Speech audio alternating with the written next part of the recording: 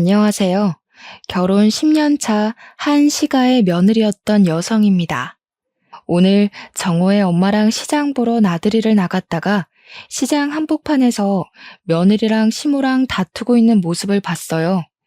옛날 제 모습 같기도 하고 문득 스트레스 가득이었던 옛 생각이나 제 사연 좀 떠벌려 보고자 글을 쓰게 되었습니다. 감히 복받은 며느리에 대해 정의하자면 고부 갈등 없이 사는 며느리가 아닐까 싶네요. 웬만해선 시무랑 며느리의 대립이 일반적인 것 같아요. 물론 잘 사는 사람들도 있겠죠.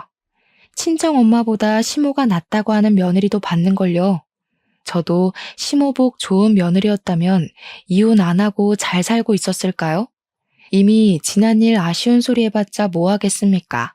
제겐 그런 복이 없었고 지금이 더 행복하다는 건 변함없는 진실인걸요. 그럼 제가 어떤 시월들을 만나서 고충을 겪었는지 청취자분들과 비슷한 경험이 있는지 들어봐 주셔요. 제게는 딸 둘, 아들 하나가 있습니다.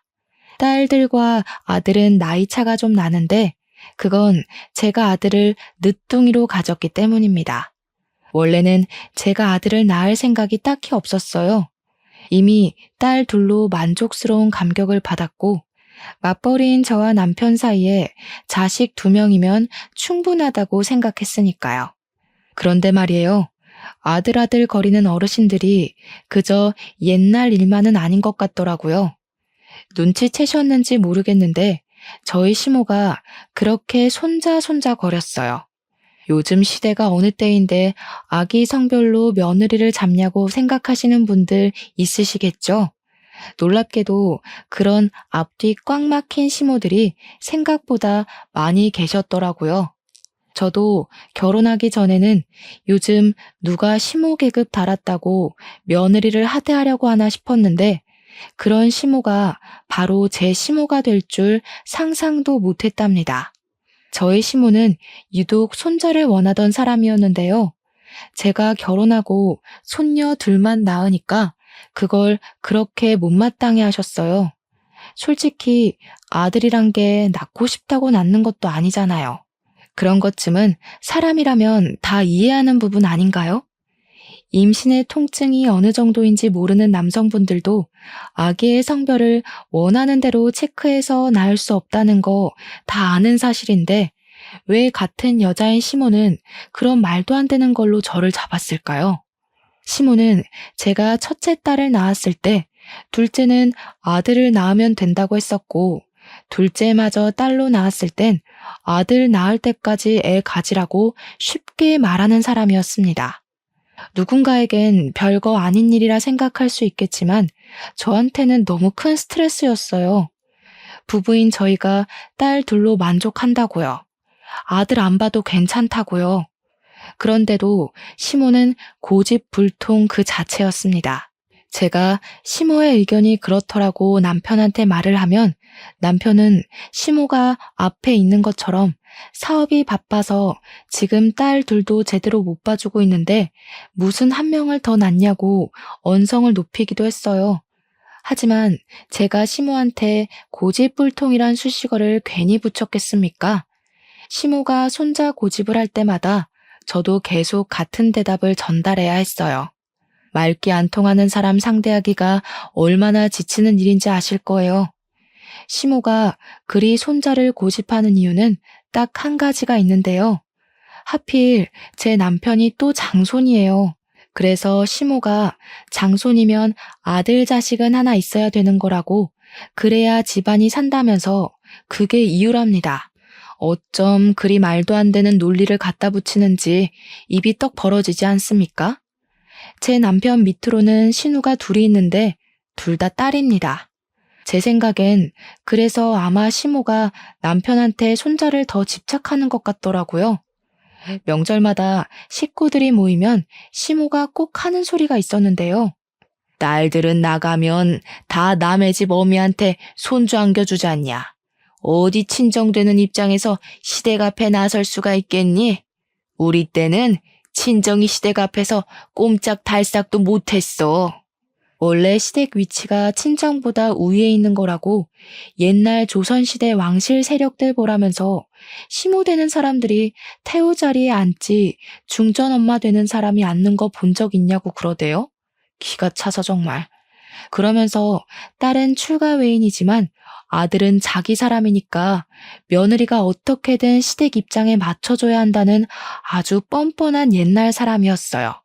그런데 제가 더 속이 터지는 건 시모만큼이나 얄미운 신우들 존재입니다. 신우들은 자기 엄마가 세상에서 제일 착한 시모인 줄 아나 봐요. 저보다도 어린 것들이 저한테 뭘 하는 줄 아시나요? 자기 엄마 스트레스 받으면 두통 온다고 괜히 나중에 큰일 생겨서 뒤늦게 후회하지 말고 나이도 젊은데 아들 낳게 노력하라면서 충고하는 거 있죠? 시모 말도 듣기 싫고 신우 말도 듣기 싫었지만 그래도 제가 그때마다 얌전히 듣고 있는 며느리는 또 아니었어요. 당시가 결혼 경력 9년 차였는데 그 정도 경력이면 착한 며느리 못하잖아요. 어머님은 딸 둘 있는 게 두통을 일이셨나 봐요. 시간 돌릴 수 있으면 딸 안 낳기 위해서 온갖 짓을 다 했을 거라는 말처럼 들리네요. 딸 키우면서 제일 최악이었던 게 뭔지 조언 좀 해주시겠어요? 듣다 보면 혹시 아나요? 갑자기 제가 막 아들 갖고 싶을지도 모르잖아요. 이렇게 덧붙이면 다들 입을 싹 닫곤 했습니다. 시모는 감히 자기 딸들을 앞에 두고 아들만 두둔할 수 없어 입을 닥쳤을 거고, 신우들은 자기네들이 시모한테 두통의 근원인 존재라는 걸 은연중에 인정해버린 셈이라 닥쳤을 거예요. 저 혼자 있더라도 시댁과 이 정도의 기싸움은 기본으로 하며 근 10년 가까이 살았기 때문에 얼마든지 상대는 할 수 있었거든요. 근데 제가 지지 않고 시비를 맞받아친다고 해서 스트레스를 안 받는 건 아니었어요. 그냥 욱하는 감정을 말대꾸하면서 참고 넘기는 거였죠. 하지만 그날 명절은 좀 달랐습니다. 늘 사업 때문에 바빠서 명절에도 출근을 했던 남편이 그날 오랜만에 명절을 참석했거든요. 때문에 시모랑 신우들이 저한테 손자 재촉하는 걸 같이 듣게 된 거예요. 남편이 가만히 듣고 있다가 시모랑 신우들의 어이없는 아집에 화가 나가지고 들고 있던 리모컨을 팩 던지는 거 아니겠습니까? 좀 작작해. 손자가 뭐 밥 먹여줘? 제발 남의 집이 아들을 낳았는지 안 낳았는지 신경 쓰기 전에 엄마 아들 좀 생각해라. 엄마 때문에 나야말로 두통이 와서 정신 나가겠어. 아들 하는 노이로제 걸릴 것 같다고. 진짜 왜 그러는 거야? 어? 뭐라고? 그렇게 듣기 싫으면 아들 좀 낳지 그랬냐? 어떻게 엄마한테 목소리를 높일 수가 있어? 그리고 남의 집이라니. 내 아들 집이 왜 남의 집이야? 이제부터 진짜 남의 집 되는 게 뭔지 보여줘? 한 번만 더 손자 얘기하면서 이상한 태우마마 소리하면 진짜 엄마고 뭐고 확 연 끊는다. 손자 얻기 전에 아들 잃고 싶으면 계속 사람 신경 건드려 보던가. 이때 제가 얼마나 속이 시원했는지 모릅니다. 제가 시댁 사람들의 말을 받아치는 것과 남편이 제 편에 서서 시댁 사람들을 내쳐주는 건 천지 차이더라고요. 그 통쾌함을 10년 가까이 살면서 그날 처음 느꼈지 뭡니까. 남편 덕분에 당분간 시댁에서 손자 낳으라는 얘기는 없었습니다. 그것만으로도 사람 사는 기분이었죠. 그런데 이게 한 해를 못 가대요. 해가 끝날 무렵쯤에 시모가 또 슬쩍 손자 욕심을 내보이더라고요. 누구 집에서 손자 낳았더라면서 친구 얘기로 물꼬를 터서 제가 눈앞에 보일 때만 드라마 보는 척, 누구랑 통화하는 척, 연기하면서 하고 싶은 말을 툭툭 던져댔습니다. 남편 앞에서는 입도 벙긋 못하는 사람이 제가 지나가기만 하면 은근슬쩍 제 귀에 손자 타령이 흘러들어가게 용수더라고요. 당연히 개무시했죠. 혼잣말하는 척하는데 굳이 제가 아는 체 할 필요 있겠습니까? 하지만 무시하는 것과 스트레스는 또 별개인 거 있죠. 시부가 일이 너무 바빠서 집에 잘 못 붙어 계시는데 시모가 요리를 못해서 제가 시댁에 반찬을 만들어주러 자주 방문을 했었거든요. 근데 계속 제 뒤통수에 대고 혼잣말로 손자 타령을 하니까 그냥 시댁 들어가기 전부터 한숨이 절로 나왔어요. 시모가 저희한테 대놓고 손자를 강요하는 건 아니었지만 어쩔 수 없는 스트레스 때문에 저는 한동안 시댁 발길을 끊을 수밖에 없었죠. 그러자 제가 반응이 없어서 답답했는지 시모가 어느 순간부턴 전화를 하더라고요. 어미야, 자냐? 요즘 통 집을 안 들리길래 5분도 안 되는 거리인데 뭐 그리 바쁘다고 얼굴도 안 비추냐? 죄송해요. 애들도 방학해서 종일 집에 있고 시간이 없네요. 근데 어머님, 지금 다 자고 있어서 내일 다시 전화드리면 안 될까요? 막상 자주 오는 전화들은 별 내용이 없었어요.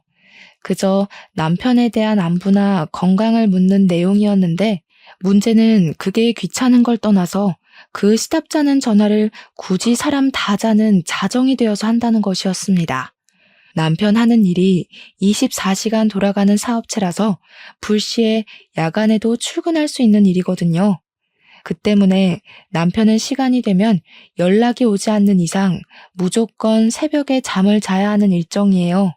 그걸 시댁도 알고 있기 때문에 남편이 아닌 제게 전화를 했던 거죠.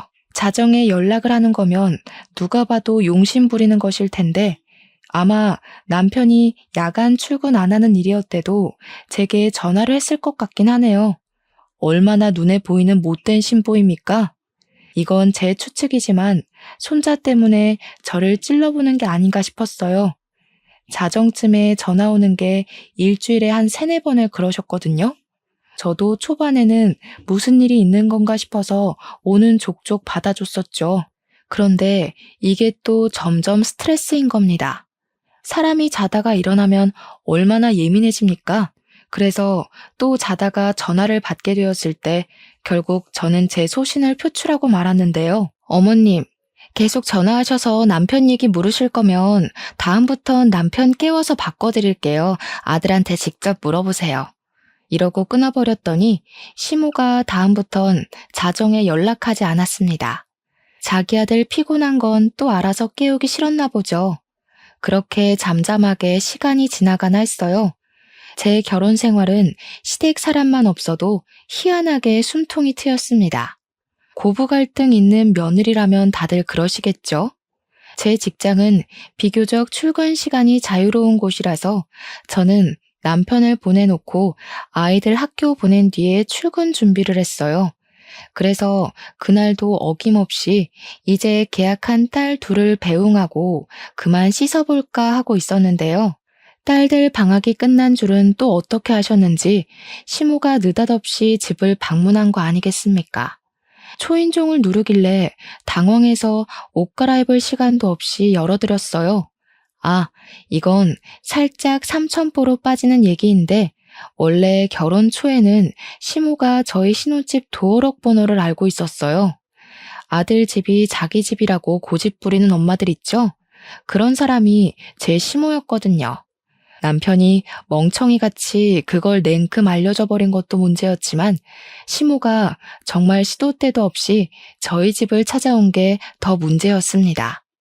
아마 제가 그 도어록 문제 때문에 시모에게 고분고분하던 성격을 고쳐먹었을 거예요. 저는 정말 잘하고 싶었고 잘 살고 싶었습니다. 그런데 며느리를 눈 하나 깜짝 않도록 독하게 만든 분이 바로 우리 시모였죠.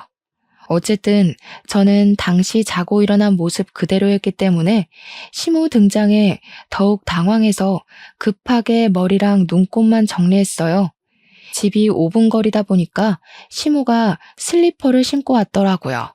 그냥 전화로 하면 될 걸 굳이 이 아침 대바람부터 무슨 일로 왔냐고 물었더니 아니나 다를까 시모가 이번엔 본격적으로 손자에 대해 얘기하러 왔더라고요. 내가 우리 아들 결혼하면 손자 얻을 수 있을까 싶어서 얼마나 돈을 퍼부었는지 아니? 무려 6, 7억은 들었을 거다. 지금 아들이 하는 사업도 다 네 시아비가 손자 한번 안아보겠다고 아들한테 아낌없이 퍼부었던 거야. 근데 너희들이 갑자기 손자를 안 낳겠다고 하면 우리가 그간 들인 노력들이 다 허탕되는 거 아니냐. 솔직히 이건 손해배상 해줘야 된다고 본다. 예? 다짜고짜 찾아와선 당최 이게 무슨 소리인지.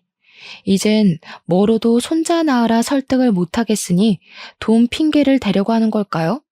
어처구니가 없어서 지금 돈 달라는 소리냐고 제가 바로 물었더니 시모가 돈 없으면 애를 낳으라는 겁니다. 무슨 손자 때문에 법으로까지 협박하려는 건가 싶었어요. 실제 자식이랑 며느리가 손자 안 낳아준다고 자식한테 드린 돈 내놓으라는 손해배상이 있기나 한가요? 해도 너무한 것 같아서 헛웃음을 뱉어버렸어요. 어머님도 애셋 키워봤으면서 어쩜 그렇게 제 마음을 모르세요? 애 하나 키우는데 돈은 또 얼마나 드는지 아시잖아요. 요즘은 물가도 더 올랐다고요. 그리고 어머님 아버님이 남편한테만 돈 퍼부었지. 정작 애 낳는 사람은 전데 저한테는 뭘 해주셨는데요? 정작 남편한테는 아무 말도 못하시면서 저한테 이러실 거면 애 키울 비용으로 3억 정도나 주고 요구하시던가요. 친정도 제 몸 생각해서 더는 안 낳아도 된다고 하는데 시댁은 저랑 피 한 방울 안 섞인 남이지 않습니까? 제가 왜 시댁 뜻대로 손자가 나올 때까지 애를 낳냐고 시모한테 서름을 토해버렸어요. 너무 답답하고 화가 나고 스트레스가 극에 달하면 눈물이 난다는 것도 저는 시모 덕분에 알았습니다. 솔직히 그렇잖아요. 둘 있는 손녀 한 번이라도 안아줘 보셨어요? 딸이라는 것 때문에 제 자식들 들여다보지도 않고 용돈도 준 적 없으시잖아요. 근데 제가 어머님 뭐가 좋다고 아들을 낳아주겠어요? 아들 낳고 싶다가도 어머님이 제 딸들 대하는 거 보면 절대 어머님 뜻대로 해주기 싫어져요. 제가 아들을 안 낳는 이유는 명백히 건강과 경제력 때문이었지만 그날만큼은 시모 탓으로 돌렸습니다. 어머님 때문에 더는 안 낳겠다고 다시 한번 똑똑히 선언했더니 시모가 가만히 듣고만 있더라고요. 그러고는 한숨만 훅 쉬다가 토라져서는 인사도 안 하고 가버렸어요. 그렇게 또 한동안 시댁에선 연락이 없었습니다. 그 사이 남편 사업은 더더 번창을 했는데요. 저도 그땐 시모를 안 보니 스트레스가 줄어서 마음적 여유가 더 생겼던 시기였어요. 퇴근하고 오면 바쁜데 굳이 장을 봐와서 식구들에게 맛있는 것도 해주고 남편이랑은 단둘이 술도 한 잔 기울인 적 있었습니다. 결혼한 지 무려 10년이 되었는데 마음이 편안하다 보니까 좀 과장해서 신혼 분위기도 나더라고요. 그래서 저희 가정에는 완전한 평화가 찾아왔습니다. 그 시기가 시댁에 간섭이 없었던 처음인 순간들이었을 거예요. 해방이란 게 뭔지 알겠는 거 있죠? 그리고 또 사람이 여유가 생기면 그만큼 심적으로도 무언가를 감당하고 책임질 공간이 넉넉해지는 것 같았어요. 우리 네 가족끼리 웃고 외식 많이 하고 놀러 다니는 시간이 늘다 보니 문득 애가 하나 더 있으면 좋겠다는 생각이 들더라고요.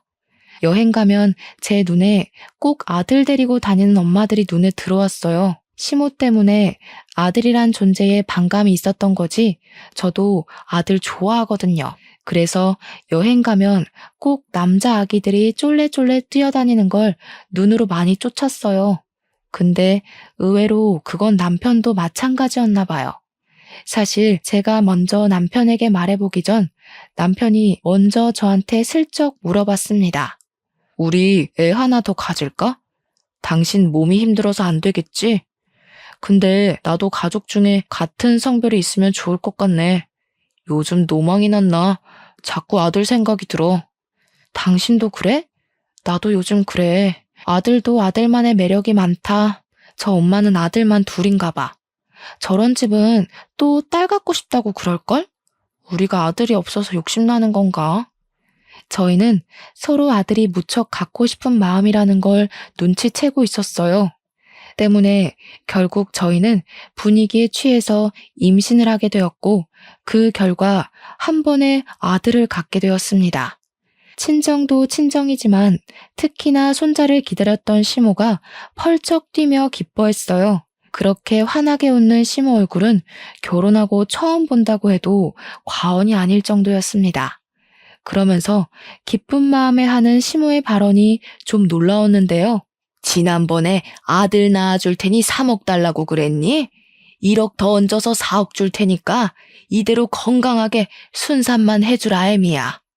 시모는 저희 집에서 평수가 더 큰 집으로 옮겨준 뒤 남은 차액을 주겠다고 했습니다. 당시 우리 집 시세가 3억이었는데요.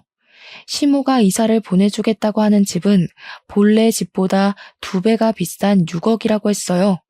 그러니 시모 계획은 우리에게 지급하는 4억에서 집 바꿔주는데 드는 비용을 빼고 남은 돈으로 우리가 이용하는 차를 바꿔주겠다 했어요.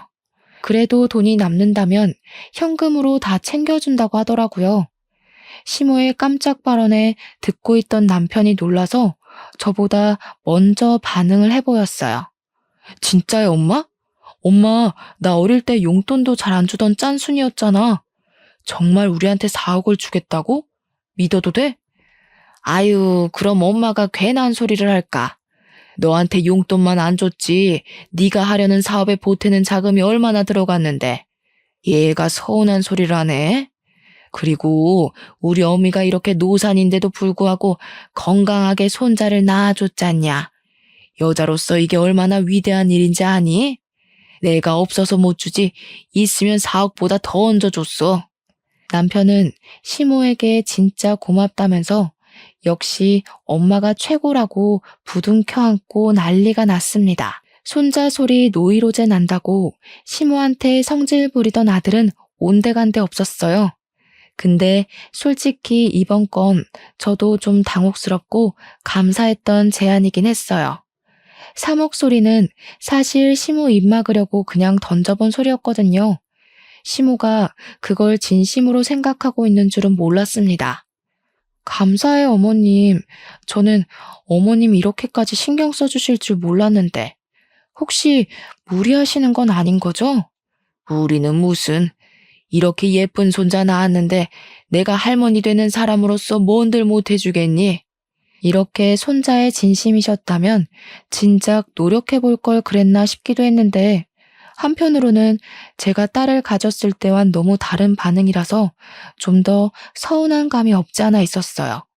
그렇지만 시모가 그 뒤로 딸들 용돈 주라고 10만 원씩 챙겨주고 가신 걸 보곤 살짝 마음이 풀렸습니다. 정말 아들 하나 때문에 사람이 이렇게 달라질 수 있구나 신기한 체험을 하기도 했었네요. 그런데 아쉽게도 시모를 향한 감사함은 그리 길게 가지 못했어요. 아들 때문에 사람 인격이 왔다 갔다 하는 건 애초에 말이 안 되었는데 제가 잠시 시모의 처음 보는 착한 가면에 깜빡 마음을 놓아버렸나 봅니다. 막상 출산을 하고 제 아들을 처음으로 품에 안은 사람도 시모였는데요. 시모는 그만큼 손자의 진심이었습니다. 원래는 볼 때마다 미워서 콕 쥐어받고 싶던 사람이었는데 제 자식 예뻐해주는 다른 면모를 보니 그 순간 제 기분 또한 한층 부드러워지더라고요. 저는 산후조리원 마치고도 시모의 마중을 받았어요.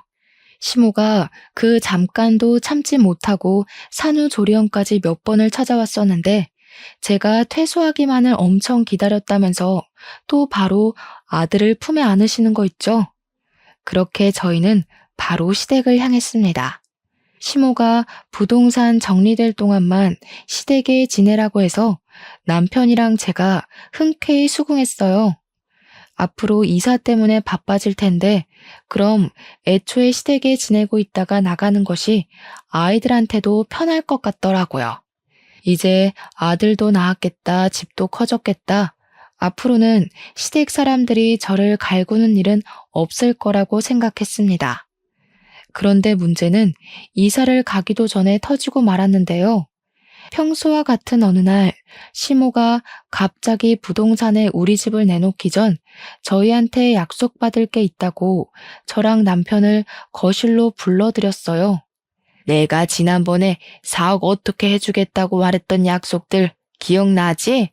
그대로 해주는 대신 조건이 있다. 이번에 계약하려는 아파트는 우리 아들 단독 명의로 하는 게 어떤가 싶어서. 어차피 부부니까 같이 사는 건 마찬가지잖아. 저희가 명의 얘기는 합의하지 못한 게 사실이었지만 일단 시모 말은 그런 거잖아요. 손자 낳은 답례로 4억은 주되 막상 나한테 들어가는 돈은 아까우니까 자기 아들 밑으로 그 4억이 배정되도록 하겠다. 이거 아닙니까? 그럼 이건 결국 또 자기 아들을 위한 투자일 뿐인 거고 역시 저는 시모에게 아들 낳아주는 기계밖에 안 되는 거잖아요. 기가 막히지 않나요? 심지어 본래 살고 있는 저희 집은 제 명의인데 제가 결혼하기 전 남편이 시부와 같이 사업을 할 때 경영난이 심해서 당시 시댁에 돈이 많이 없었어요. 그래도 저랑 남편이 너무 사랑하니까 저희 친정에서 끝까지 반대를 못했고 친정 부모님은 제 명의로 신혼집 2억짜리를 장만해줬습니다. 그래서 신혼집은 제 명의가 된 거고 2억을 주고 매매했지만 당시 시세가 더 올라서 3억이 되었던 거예요. 그 말은 즉 본래 집에 잡혀있는 3억은 제 거라는 뜻입니다. 근데 시모가 저희에게 6억 아파트로 옮겨주겠다 선심 썼던 제안은 제 돈을 자기 돈인 것처럼 보태고 거기다 자기 사비 3억을 올려 6억 집을 매매하겠다 그거예요. 이런 도둑놈이 다 있나. 어머님, 그건 좀 아닌 것 같아요. 지금 집이 이미 3억인데 6억 아파트를 해주시는 거면 저희 친정 돈도 반을 차지하는 거잖아요. 그럼 공동명의로 가야죠. 제 돈 3억에 어머님 돈 3억이면 딱 반반이잖아요. 그런 건 모르겠고 네가 애 안 낳는다고 그렇게 떵떵거려 놓곤 갑자기 덜컥 낳은 거잖니? 솔직히 내가 무조건 너한테 돈을 줘야 되는 이유는 없다고 보는데 내 아들 명의로 할 거 아니면 4억이고 뭐고 없다. 집도 안 해줄 거야. 네, 그럼 해주지 마세요. 공동명의 안 할 거면 저도 집 필요 없어요. 대신 어머님도 제 아들한테 개인적인 사심 안 부렸으면 좋겠네요. 저는 그대로 일어나 남편을 데리고 시댁을 나와버렸습니다. 남편은 저와 함께 집으로 가는 내내 말이 없다가 집에 들어가서 제가 시모에 대한 불만을 토로하니 그제야 자기 입장을 얘기했습니다. 내가 아무리 사업이 번창했어도 그래봤자 아직 피람이야. 엄마가 해주는 돈이 어디 그냥 돈이야? 나중에 다 우리 재산 되는 거라고. 이 좋은 기회를 왜 날려? 그깟 명의가 뭐라고. 어머님 말 못 들었어? 그 6억짜리 아파트에 내 돈 3억도 들어가는데 당신 명의로만 하라잖아. 그건 그냥 도둑놈 심보인 거야. 누굴 바보로 하는 것도 아니고. 지금 이 집이야 친정돈밖에 안 들어갔으니까 내 명의인 거지. 똑같이 돈 반반 들어가는데 왜 당신 명의로 해? 말이 심하다. 엄마가 그런 뜻으로 했겠냐? 솔직히 친정에서 겨우 2억 해준 건데 시세가 올라서 3억인 거잖아. 엄마는 우리한테 4억을 준다고 했어. 친정보다 무려 2배나 우리한테 주겠다는데 당연히 내 명의로 하는 게 맞지. 우리? 우리가 아니라 당신한테만이지. 나한테 떨어지는 돈이 뭐 있는데? 어머님 지금 어떻게든 자기 돈 남의 손에 안 들어가게 머리 굴리는 거 모르겠어? 나한테 돈 주기 싫으면 내 돈은 더 탐내질 말아야지. 양심이 없어. 당신은 남편 사업자금 좀 마련해보겠다는데 그걸 그렇게 몰라주냐? 네 명의로 된 집에서 10년이나 살아줬으면 이젠 내 명의로 된 집 좀 있어도 되는 거 아니냐고. 어쩜 그렇게 욕심이 가득해? 진짜 지긋지긋하다. 결국 저랑 남편은 대판 싸움을 벌였습니다. 아들을 안고 처음 집에 온 날이었는데 가장 기분 좋을 줄 알았던 그날에 그만큼이나 다투게 될 줄은 몰랐어요. 그 뒤로도 남편의 설득은 계속되었고 저는 계속 반감을 보여서 부부싸움만 늘어갔습니다. 솔직히 저는 남편이 저렇게 성질내는 게 이해되지 않았어요. 마치 제가 시모 돈에 욕심을 부리는 것처럼 얘기를 하는데 제가 보기엔 남편이 친정돈 욕심 부리는 것 같거든요. 남편이 망각했나 봐요. 저희는 친정 부모님이 아니었으면 결혼 못했을 사이입니다. 친정 부모님이 저희한테 집을 해줬기 때문에 신혼이란 걸 누릴 수 있었고 결혼에 대해 제대로 출발을 했던 거예요. 친정 부모님이 아니었다면 저는 이 결혼 당연히 못했을 거고 이렇게 아들 낳아서 말도 안 되는 명의 다툼을 벌이지도 않았을 거라고요. 저희가 다툼이 길어지는 동안 이런 분위기에 대해 똥줄 타는 사람이 하나 있었는데요. 누구겠습니까? 도둑년 시모지요. 시모는 저희가 그렇게 시댁을 나간 뒤로 연락도 전혀 없고 소식이 안 들려오자 궁금해 죽겠나 봐요. 저한테 전화를 걸었더라고요. 아니 근데 대체 왜 자꾸 저한테 전화를 거는 걸까요? 예뻐 죽겠는 자기 아들한테 할 것이지. 그때 제가 마침 남편이랑 막 다투고 기분 상해 있던 때라서 저는 전화도 퉁명스럽게 받아버렸어요. 남편 지금 씻으러 갔어요. 또 남편 안부 때문에 전화하신 거죠? 남편, 저랑 명의 싸움하느라 짐 빠져 있는데 뭐 더 궁금한 거 있으세요? 엄마야, 너 말하는 싹수가 왜 이렇게 없어졌어? 정신 나갔니? 내가 누군지 몰라? 감히 어느 며느리가 시어미한테 그런 식으로 말해? 말투 똑바로 못해? 전화 끊을 테니까 네가 다시 상냥하게 걸어라. 이건 또 무슨 시비랍니까? 제 어감에 기분이 상한 시모는 정말 전화를 바로 끊어버렸습니다. 그리곤 제 전화를 기다리는 것 같았어요. 그렇잖아도 남편 때문에 스트레스인데 이 할망구는 그냥 저를 괴롭히기 위해 태어난 것처럼 정신을 나가게 했어요. 저는 그대로 휴대폰을 꺼버린 채 아들 재우러 자리를 떠버렸습니다. 시모가 착각하는 게 있는데 제가 신혼 초에 고분고분했다고 아직도 그럴 줄 아나 보더라고요. 그랬더니 그제야 시모가 남편 전화로 전화를 걸었네요. 남편을 굳이 시켜서 제게 또 전화를 바꾸라고 했다는 거 아니겠습니까? 당시 시간이 밤 9시였는데요. 그럼 그만 제 아들 잠에 들어야 되는 시간이거든요. 근데 남편이랑 싸우느라 아들 재우는 시간이 좀 늦어졌단 말이죠. 그래서 남편 폰을 건네받고는 시모한테 똑똑히 말해주었어요. 어머님, 기분 상하신 거 알겠는데요. 제가 지금 어머님 기분까지 신경 쓸 여유가 없거든요. 자꾸 제 돈 공짜로 훔쳐가려는 사람들 때문에 하루하루 피가 말라요.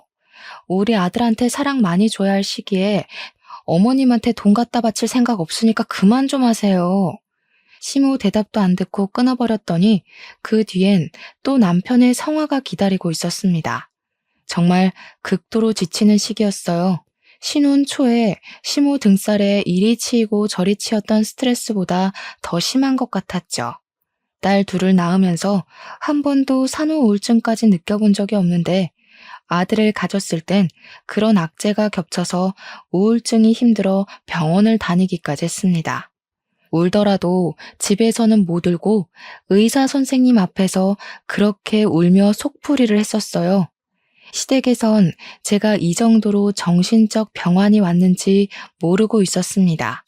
그래서 저만 보면 남편이 그렇게 저를 갈궜고 시모도 신우들까지 데리고 나타나 초인종을 누르면서 괴롭히곤 했겠죠. 물론 문은 열어주지 않았습니다. 아들을 안고 방에 숨어만 있었을 뿐이었어요. 돈 문제가 사람을 정신 나가게 한다는 말, 제 상황도 포함이겠죠? 예의 없게 도피하기만 했던 제 태도는 결국 시댁 전체를 화가 나게 만들었을 정도로 심각해졌는데요. 그게 시댁 식구들을 한자리에 모이게 하는 사태까지 만들어버렸고 한동안 집에도 안 오고 시댁에서 출퇴근했던 남편이 전화와서는 시댁으로 오라는 통보를 했습니다. 그때 남편이 별다른 설명 없이 밤 9시쯤에 시댁에 오라고 통보했는데 애 다 잘 시간이니까 저 혼자 오라고 하더라고요. 그 순간 직감이 되었어요. 아, 내가 지금 시댁에 가면 꼼짝없이 굴려지겠구나 하는 직감이요. 그래서 저는 일단 남편에게 알겠다고 한 뒤 전화를 끊고 나서 급히 짐을 쌌습니다. 애들이랑 친정으로 도망을 쳤어요. 그동안 친정으로 튀지 못했던 이유는 우리 딸들 학교 때문이었는데요. 친정이랑 애들 학교는 무려 2시간이 걸릴 정도로 먼 거리였거든요. 근데 이젠 정말 시댁 사람들 등살을 못 견디겠더라고요. 그래서 친정 부모님께 연락해 친정을 찾은 거였고, 부모님은 저희를 따뜻하게 맞이하여 주셨습니다. 친정 부모님을 보자마자 서름이 밀려왔던 저는 엄마 아빠의 딸로서 눈물을 팡 터뜨렸어요. 갓난 아기인 아들과 딸들이 다 제 얼굴만 쳐다봤는데 그 일은 아직도 엄마로서 민망한 부분이네요. 어쨌든 저는 부모님 걱정을 받으며 제 사정을 다 밝혔습니다. 그러자 당연히 열받을 수밖에 없던 상황에 친정 부모님은 고민 않고 일을 아주 속전속결로 풀었어요. 친정 아빠가 머리끝까지 화가 나서는 내일 당장 집을 내놓을 거라고 선언하더라고요. 신혼집은 일단 부모님이 저한테 개인적으로 증여해준 재산이었기 때문에 남편한테 떨어지는 콩고물은 따로 없을 예정이었어요. 저는 친정 부모님이랑 같이 부동산 적립뿐만 아니라 친권도 절대 뺏기지 않게 대비했습니다. 근데 아마 법정은 사업 때문에 경제 안정 불안한 아빠 편보다 엄마인 제 편을 들어주지 않을까 싶네요. 그리고 그날 저녁 제 전화가 불이 나도록 시댁에서 연락이 왔어요. 그걸 계속 개무시하다가 자정쯤에 전화를 받았는데 남편이 다짜고짜 목청을 키우더라고요. 정신 나갔어? 식구들 다 기다리게 해놓고 감히 바람을 맞춰? 잘못했다고 빌어도 모자랄 판에 대체 어딜 간 거야? 설마 처가에 내려갔냐? 누가 기다리래? 일방적으로 통보하길래 나도 일방적으로 바람 좀 맞춰봤어. 만약 당신이랑 어머님이 쓸데없는 고집 접고 나한테 미안했다 빌면 별거는 좀 더 생각해 볼게. 부모님이 별거 하라고 하더라고. 별거? 애도 아니고 무슨 당장 안 튀어와? 나 지금 바로 처가 가는 수가 있어. 무슨 일 저지를지 몰라? 그럼 이혼하는 거고 우리 애들 생각해서 별거로 반성할 기회 주려고 했는데 주제도 모르고 우리 친정까지 들쑤시려는 거면 나도 안 참고 이혼 소송 해야지. 어머님한테 손자랑 작별할 준비나 하라고 해. 그대로 남편 전화를 끊어버렸더니 남편한테서 문자로 쌍욕이 날라왔어요. 많이 성질난 남편이 진짜 처가로 올 작정인가 보더라고요. 저는 바로 친정 부모님한테 이 사실을 알렸습니다. 그러니 부모님이 잘 됐다면서 제 결혼을 반대했던 친척들에게 다 연락을 돌리는 거 아니겠어요? 사실 저는 결혼할 때 가난뱅이 집에 시집 간다고 친척들까지 나서서 제 결혼을 말렸었습니다. 근데 부모님이 이미 제 뜻에 따르길 수긍했고 종갓집이라 해도 과언이 아닐 수의 친척들은 제 결혼을 축하해 줄 수밖에 없었죠. 그런 친척들은 제가 이혼 위기에 처했다고 하자 자정이 넘은 그 시간에 우리 집을 찾아와 주셨어요. 다들 가까운 동네에 살아서 가능했던 일이었습니다. 근데 웃긴 건 우리 친정에서 결혼을 대거 반대했었다는 걸 남편은 모르고 있었어요. 제가 남편 상처받을까봐 결혼 당시 말을 안 해줬거든요. 어쨌든 그렇게 도착한 남편을 제가 먼저 마중 나가 있었는데요. 남편이 시모랑 신우들까지 태우고 왔더라고요. 저 때문에 늦은 시간까지 시댁에 모여 있었는데 제가 바람 맞춰서 다 같이 성난 것 같았습니다. 다들 내리자마자 저한테 삿대질하고 난리였어요. 그 와중에 시모는 역시 한 수 달랐는데요. 저한테 다가오자마자 그 어떤 말도 없이 싸대기를 후려치는 거 아니겠어요? 내 손자 내놔라. 내 손자 어딨어? 아들 낳았다고 며느리 취급 좀 해주려고 했더니 주제를 모르고 기어올라? 네가 그런 급이 된다고 생각해? 너 같은 며느리 필요 없다. 당장 내 손자 내놓고 이혼해. 그때 제가 나오라고 할 때까지 지켜만 보고 있던 우리 식구들은 제가 맞는 꼴을 보고 눈이 돌아서 우르르 쏟아져 나왔습니다. 특히 저희 친정아빠가 상당히 화가 나서 남편한테 달려들어 사정없이 주먹을 날렸어요. 그것에 놀란 시모가 우리 아빠한테 뭐 하는 거냐고 소리를 괴상하게 질렀더니 아빠가 또 한 번 남편 얼굴을 후려쳤습니다. 어디 한번 계속 짓거려 보세요, 안싸돈. 그 더러운 입에서 말 같지도 않은 소리를 해댈 때마다 안싸돈 아들내미 아구창 다 박살낼 테니까. 그러자 이번엔 시누이 둘이가 나서서 친정아빠한테 정신나간 아저씨라고 욕을 했는데요. 경찰에 신고할 거라며 친정아빠를 위협하길래 제가 그년들 휴대폰을 빼서 우리 집 옆으로 흐르는 강변 쪽에다 냅다 던져버렸습니다. 아가씨들은 좋겠어요. 이딴 시어머니 딸이라 이 아줌마랑 고부 갈등은 평생 없을 거 아니에요.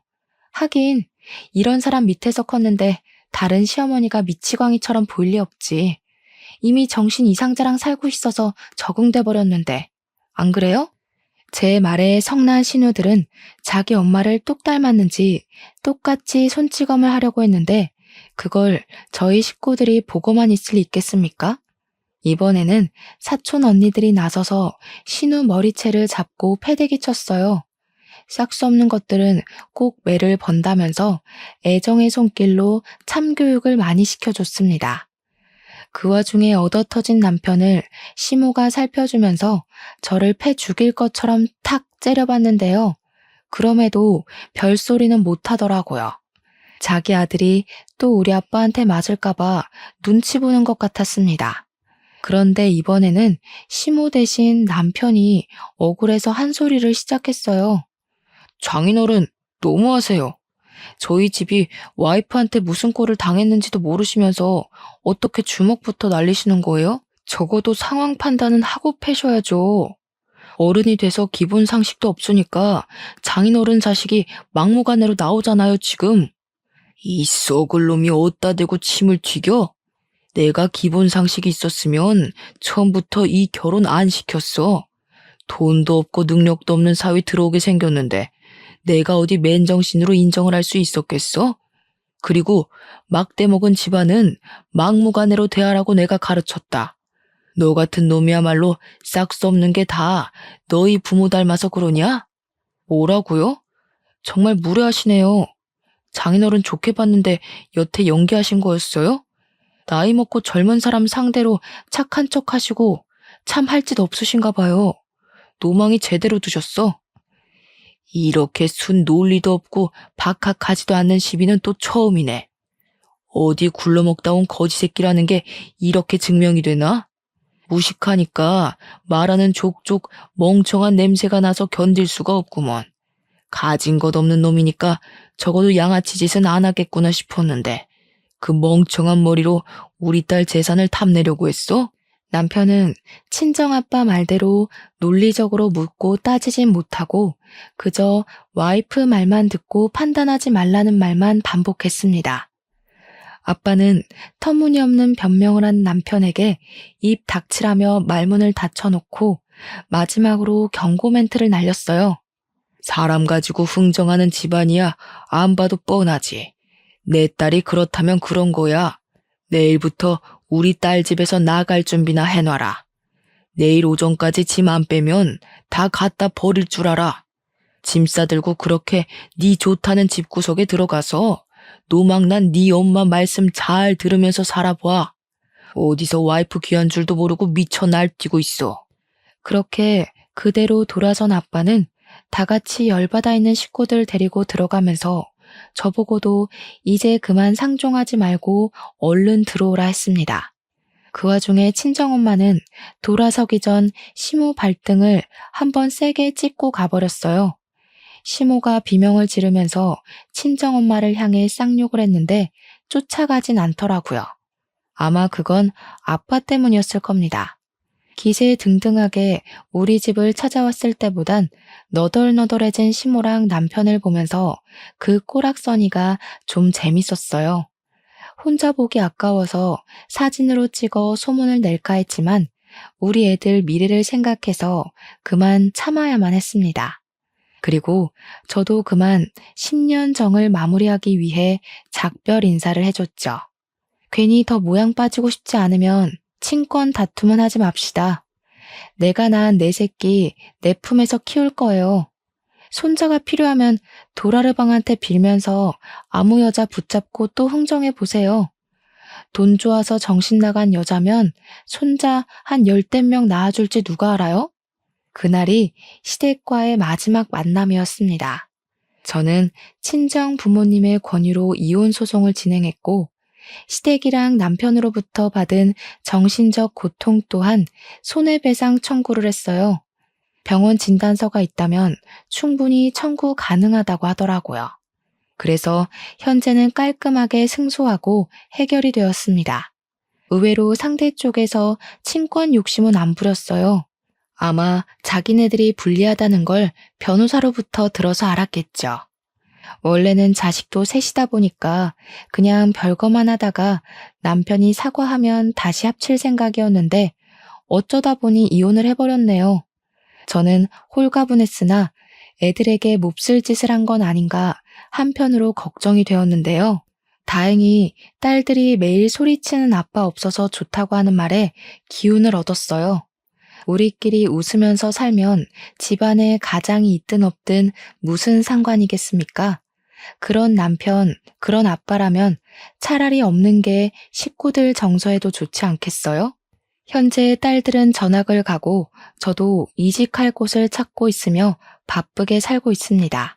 그리고 태어나자마자 하루도 편할 날 없었을 우리 아들은 키가 좀 컸어요. 아기들은 눈 깜짝할 사이에 큰다는데 그 말이 진짜인 것 같더라고요. 먹기는 또 얼마나 잘 먹는지 분유도 너무 빠른 속도로 먹어서 한편으론 걱정이네요. 그래도 가정에 안정이 와서 행복합니다. 아, 근데 사실 친정 부모님께는 애들 때문에 집이 번잡해져서 제일 죄송해요. 친정 부모님은 괜찮다고 손주들이랑 같이 살아서 사람 살만 난다고 하지만 애들 보는 게 보통이 아니잖아요. 그래서 저는 앞으로 살아갈 책임감이 더 무거워요. 제 자식들도 자식들이지만 저희 부모님도 못지않게 모시면서 최대한 건강한 노후를 누릴 수 있도록 노력할 거거든요. 이제부터 더 바빠질 워킹맘, 돌싱맘으로의 제 삶 많이 응원해 주셨으면 좋겠습니다. 저도 청취자분들의 모든 삶을 진심으로 응원할게요. 들어주셔서 너무너무 감사드립니다.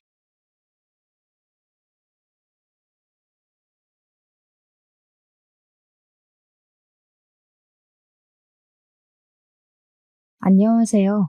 저는 결혼하고 이번에 임신하면서 이혼을 하게 된 30대 중반 여성입니다. 제게 기가 막히고 서러운 일이 있어서 도무지 마음으로만 묻어두기 분하여 사연을 찾게 되었습니다.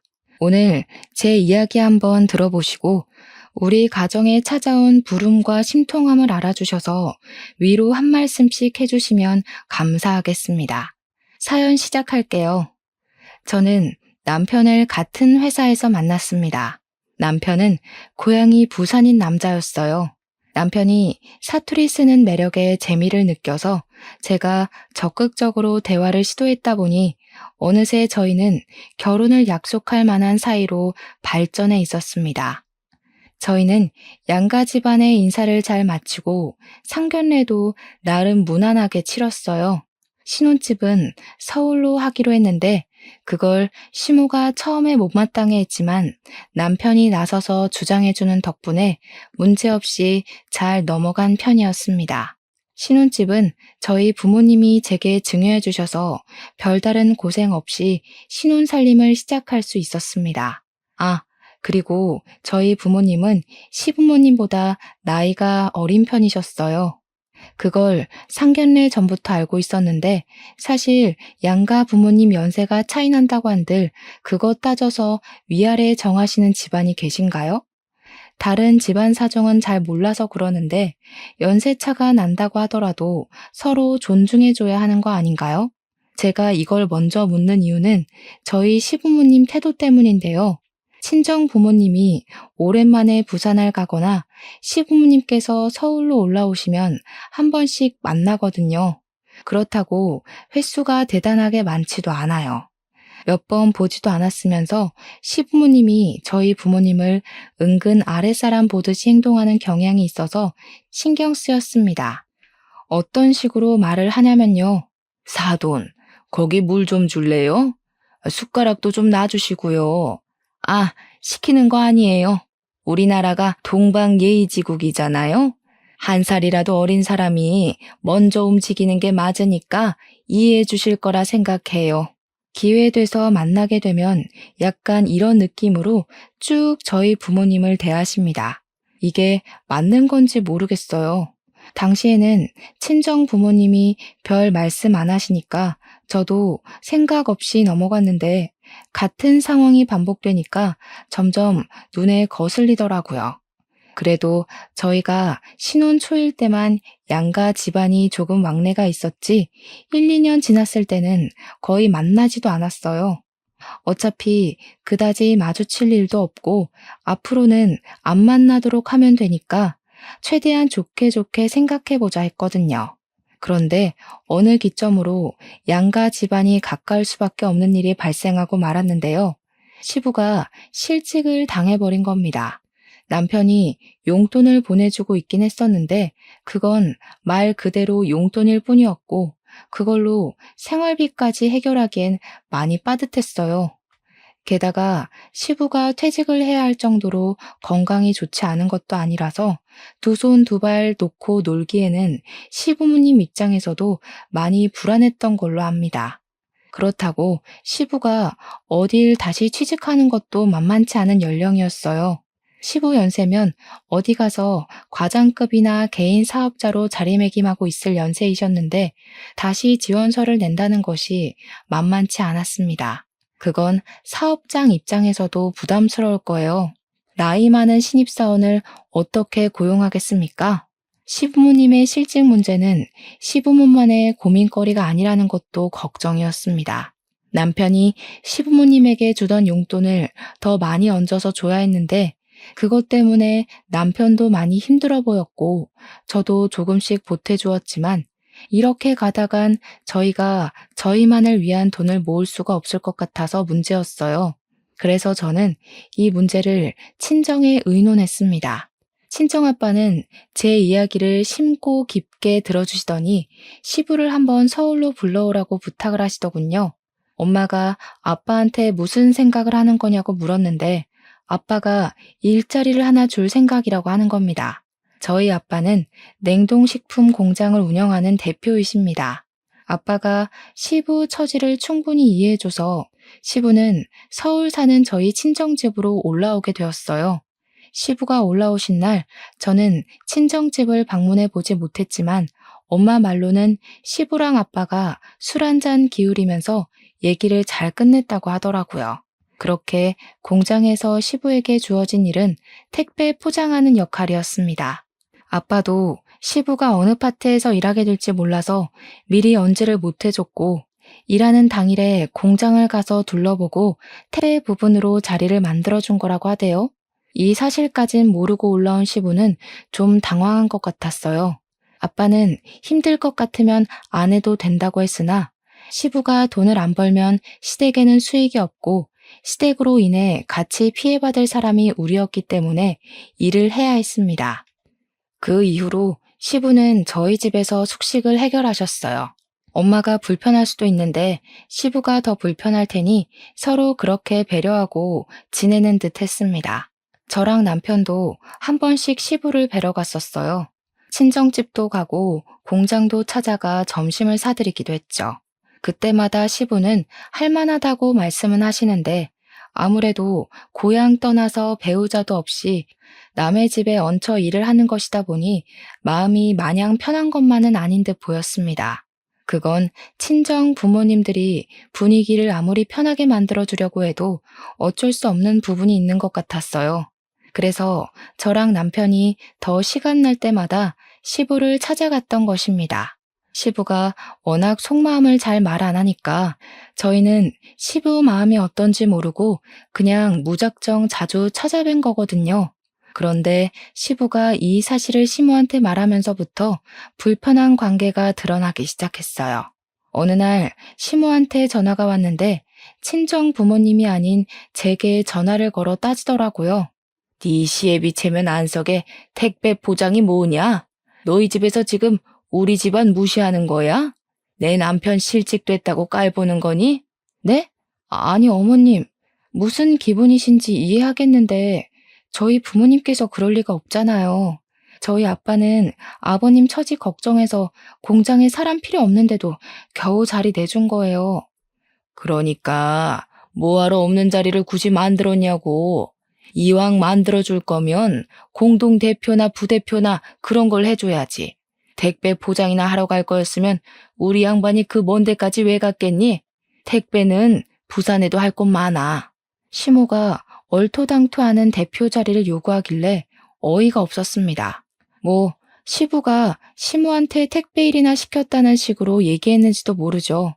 솔직히 실직 당한 사람 돈 벌 수 있게 해줬으면 고맙다는 인사 한마디라도 해야 되는 거 아닌가요?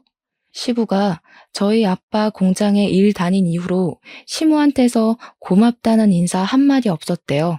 그런데 시모한테서 그런 황당한 전화까지 받으니까 순간 예의고 뭐고 시모한테 짜증이 났습니다. 그래서 그 통화도 그냥 바쁘다고 대충 얼버무린 뒤에 끊어버렸어요. 남편에게 이 사실을 공유했는데 남편이 놀라서 제게 대신 사과하더라고요. 우리 엄마가 자존심이 좀 세서 그래. 당신이 이해해줘. 엄마가 잘 몰라서 그랬을 거야. 앞으로 그런 일 없도록 내가 엄마한테 단단히 일러놓을게. 진짜 미안해. 이거 처가 어른들은 모르는 일이지? 모르지. 이런 말 하면 얼마나 속상하시겠어. 어머님이 그렇게 말하니까 괜히 좋은 마음으로 도와준 우리 아빠만 악덕사장 된 것 같잖아. 내가 고맙다는 말까진 기대 안 해. 근데 대표 자리 달라고 하는 건 좀 아니지 않아? 알지. 진짜 미안해. 이건 내가 봐도 우리 엄마 실수가 맞아. 그러니까 처가 어른들께는 말씀드리지 말자. 내가 알아서 해결해 놓을게. 남편이 하도 사과를 하면서 면목 없어 하길래 그나마 화를 풀 수 있었어요. 남편 아니었으면 생각하고 생각하다가 정말 시모한테 제가 다시 전화를 걸었을 수도 있었을 겁니다. 남편이 알아서 시모 입단속 생각 단속한다고 했으니까 그렇게만 믿었어요. 그리고 시부에게도 일에 불만이 있으시냐고 슬쩍 물어보려고 했는데 제가 말기술이 없어서 괜히 시비 거는 걸로 느끼실까봐 여쭤보진 못했습니다. 그런데 이렇게 참았더니 문제가 좋아지기는커녕 더 고조가 되는 일이 발생하게 되었는데요. 시모가 남편한테만 연락해서 몰래 우리 신혼집 찾아온 거 아니겠어요? 그날 출근할 때까지도 모르고 있다가 퇴근하고 집에 오니까 시모가 들어차고 앉아 있어서 얼마나 당황했는지 모릅니다. 그 옆에서 남편이 제 눈치를 보면서 왔냐고 인사하더라고요. 너무 황당해서 순간 시모한테 안부 인사도 못 드리고 멀거니 서 있었어요. 그런 제 곁으로 남편이 다가와서 저를 방으로 데려가더라고요. 제 가방이랑 겉옷을 대신 받아주면서 말 못해서 미안하다고 하길래 저 그제야 남편을 향해 인상을 찌푸렸습니다. 어머님 오시는 거면 미리 말을 했어야지. 내가 야근이라도 해서 늦었으면 어쩔 뻔했는데? 나 진짜 심장 멎는 줄 알았다고. 우리 집 지금 정리도 안 돼서 엉망인데 어머님이 이거 보고 뭐라고 생각하셨겠어? 도대체 무슨 생각으로 입 닫고 있었던 거야? 미안해. 엄마가 당신한테 말하지 말라고 하도 당부해서 말 못했어. 아무래도 아빠 일 문제 때문에 찾아오신 것 같아. 일 문제라. 시모가 시부 일하는 걸 어떻게 생각하고 있는지까지는 이미 알고 있었기에 그리 놀랍지는 않았는데 그거랑 말도 없이 집에 들이닥친 거랑 무슨 상관인지는 이해가 안 되었습니다. 남편한테 더 물을 수 없었던 건 갑자기 시모가 안방문을 열고 들어와서였어요.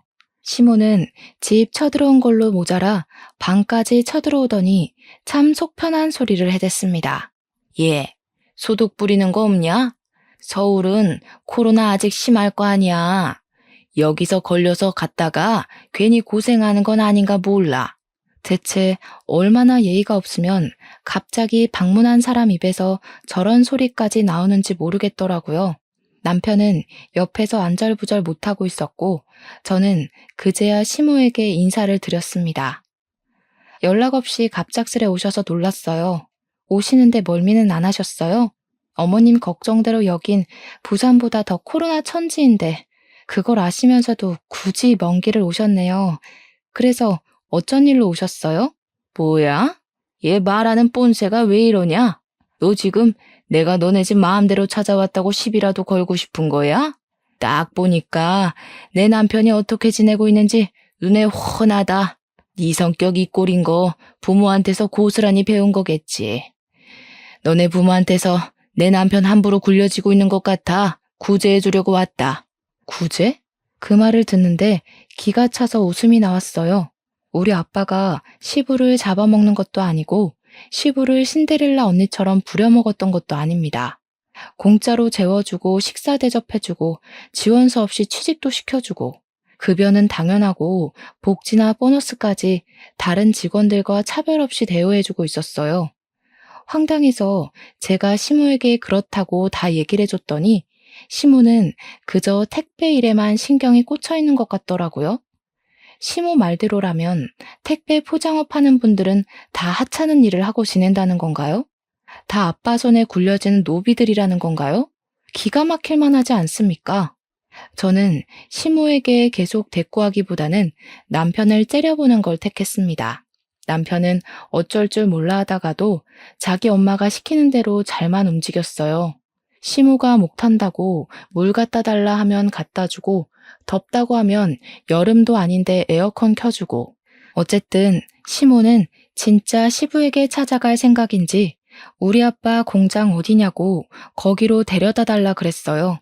아빠 공장은 제 퇴근 시간 이후 2시간 뒤에 문을 닫아요. 그래서 아마 그 시간에 당장 출발하면 공장에 들어갈 수 있긴 했습니다. 서울에 세균 많아서 빨리 내려갈 거니까 얼른 공장 주소 대. 그리고 너 앞으로 부산 올 생각하지 마라. 시애비를 그런 개만도 못한 짓 시킨 며느리는 며느리 취급도 해주기 싫다. 어머님, 듣자 하니까 말씀이 진짜 지나치시네요. 저희 부모님이 아버님한테 개만도 못한 짓을 시켰다고요? 개만도 못하게 살 뻔한 걸 저희 부모님이 구제해 주신 거 모르시겠어요? 이런 식으로 자존심 부려봤자 어머님 꼴만 우스워져요. 제 말에 화가 난 시모는 제게 손을 뻗으면서 달려들려고 했습니다. 그걸 옆에 있던 남편이 황급히 막아주었어요. 제 눈치 보더니 얼른 시모를 데리고 집을 나섰습니다. 저는 계속 기가 막혀서 배웅조차 안 하고 그대로 시모를 보냈어요. 시모는 저희 집을 나서기 전까지 제게 쌍욕을 하면서 소란 피우며 나갔습니다. 당장 붙잡아서 공장 근처에도 못 가게 하고 싶었지만 이를 키우고 싶지 않았고 저는 우선 아빠한테 문자로 시모가 지금 공장 찾아간다고 알려주기만 했어요. 아빠는 곧 문 닫을 시간이라 바쁜지 답장이 없었습니다. 그렇게만 두고 저는 옷을 갈아입었어요. 시모 때문에 나빠진 기분은 씻고 나와도 낫질 않더라고요. 입맛도 없어서 저녁을 굶고 아빠한테 올 연락만 은근 기다리고 있었습니다. 그맘때쯤이면 시무랑 남편이 공장에 도착했을 거고 거기서 시무가 또 어떤 정신 나간 발언으로 아빠를 곤란하게 할까 그 걱정이 많이 되었어요. 불안해서 어떤 것도 손에 안 들어와 시계랑 휴대폰을 몇 번이나 봤는지 모릅니다. 아빠한테서 끝까지 답장이 없었어요. 그리고 한참 뒤에 남편이 귀가를 했어요. 어떻게 됐냐고 물었더니 시무가 시부를 데리고 결국 부산으로 내려갔다고 하더라고요. 남편이 KTX까지 바래다주고 들어온 거라 했습니다. 그 소리를 듣는데 시무가 아빠한테 행패 부렸을 것이 눈에 선하더군요. 저는 괜히 남편에게 시무에 대한 화풀이를 했어요. 남편은 그런 제 마음을 이해한다면서 묵묵히 들어주고 같이 시무의 성깔에 대해 공감을 해줬습니다. 그렇게 남편을 못살게 군 뒤에야 저는 남편이 씻을 수 있도록 보내주었어요. 그리고 잠자리에 누울 시간쯤 엄마한테서 연락이 왔습니다. 늦은 시간에 전화를 하시는 분이 아닌데 웬일로 연락이 왔길래 혹시 시무일 때문인가 싶어서 급하게 받았어요. 그랬더니 엄마는 시모 얘기보다 더 충격적인 소식을 제게 전했습니다. 정연아, 네 아빠가 사고를 당했다. 어떡하면 좋니? 네 아빠 죽게 생겼어. 엄마 지금 아빠랑 같이 병원에 있거든? 엄마 너무 무서워. 얼른 좀 와봐. 너무 놀라서 침대에서 벌떡 일어났습니다. 마찬가지로 잠자리에 누웠던 남편은 무슨 일이냐고 덩달아 놀라서 일어났어요. 마음이 급해서 옷 갈아입으며 남편에게 대충 설명을 해줬습니다. 그랬더니 남편도 빨리 옷을 갈아입고서 같이 병원으로 향했어요. 생명에 지장이 있을 정도로 위험한 사고를 당했다고 하니 아빠가 걱정되어서 병원까지 가는 내내 차에서 많이 울었습니다. 남편은 끊임없이 저를 진정시켜주며 괜찮을 거라고 달래었어요. 남편이 주는 위로에 기대어 떨리는 심장을 겨우 진정시켰죠. 병원을 갔더니 수술실 앞에서 주저앉아 있는 엄마를 보았습니다. 엄마한테 도대체 이게 다 무슨 일이냐고 아빠가 무슨 사고를 어떻게 당한 거냐고 물어봤어요. 제 질문에 엄마는 울부짖으면서 아빠가 추락사고를 당했다고 말해주었습니다. 추락사고라니 도대체 어쩌다가 그랬는지 너무 뜬금없는 사고라서 이해는 안 되었지만 상황 심각하다는 건 충분히 알 것 같았어요. 그리고 그 심각한 상황은 결국 최악의 결론을 만들어 주었어요. 의사가 수술 도중에 나오더니 아빠가 끝내 사망을 하게 되었다고 전해주는 겁니다. 그대로 무너진 엄마는 통곡을 하다가 기절까지 해버렸어요. 저 또한 세상 무너질 것처럼 눈물을 흘렸고 남편이 착잡한 심정으로 저랑 엄마를 챙겨주었습니다. 허망했어요. 저희 아빠가 그렇게 일찍 단명하실 분은 아닌데 왜 하늘은 착한 우리 아빠를 일찍 데려가셨나? 그 하늘 아래 살고 있는 신세가 너무 싫었습니다.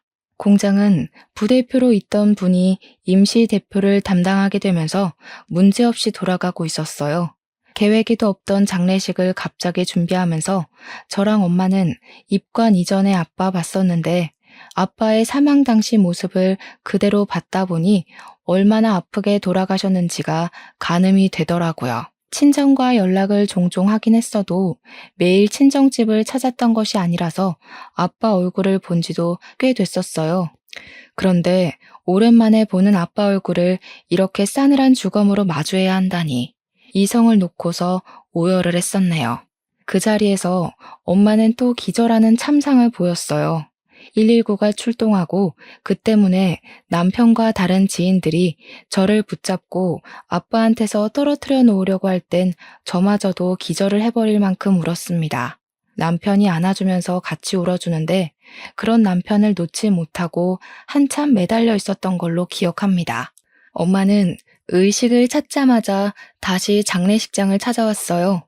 사람들은 쉬라고 말릴 수도 없고 그렇다고 엄마더러 이 괴로운 공간에 머무르라고 붙잡을 수도 없어서 난감해했습니다. 엄마는 그렇게 아빠 사진 아래에서 한참 동안 아빠를 바라보고만 있었어요. 그 사이 남편은 복지사와 함께 복잡한 절차를 다 마치고서 시부모님과 통화를 하러 자리를 비웠습니다. 저 또한 엄마 곁에서 아빠 사진만 보며 다른 일은 아무것도 신경 쓰지 못하고 서 있기만 했네요. 잠시 자리를 비웠다가 돌아온 남편은 제게 시부모님과 연락이 안 된다는 말을 전해왔어요. 시모가 저희 집을 찾아온 게 저녁이고 바로 그날 몇 시간 뒤 사고 난 것이 우리 아빠 소식입니다. 그런데 그날 서울에서 부산으로 내려간 사람들이 연락이 안 된다뇨. 저도 전화를 해봤어요. 그런데 남편 말대로 신호음만 길게 갈 뿐 받질 않긴 하더라고요. 일부러 안 받는 게 아니라면 새벽 시간이었기 때문에 벌써 주무시나 그 생각으로 넘겨야만 했습니다. 당시에는 시부모님 신경 쓸 겨를이 없어서 정신없이 첫째 날을 보냈어요. 그리곤 남편한테 연락을 받은 건지 다음날 시부모님이 지방에서 올라와 뒤늦게 빈소에 합류하셨습니다. 근데 오자마자 시모가 내뱉는 첫마디가 많이 당황스러웠어요. 방을 구석에도 잡았다. 다리 아픈 사람들은 오지도 못하겠어. 여기 방석 좀 갖다 줘요. 조금만 앉았다가 일어나야겠네. 시모는 도착하자마자 저희 식구나 아빠한테 인사를 하지도 않더니 자기 다리 아픈 것만 칭얼거렸습니다. 시부가 눈치 보면서 시모를 말려주는 덕에 제가 화를 참았어요. 남편도 제 눈치를 계속 봤고요.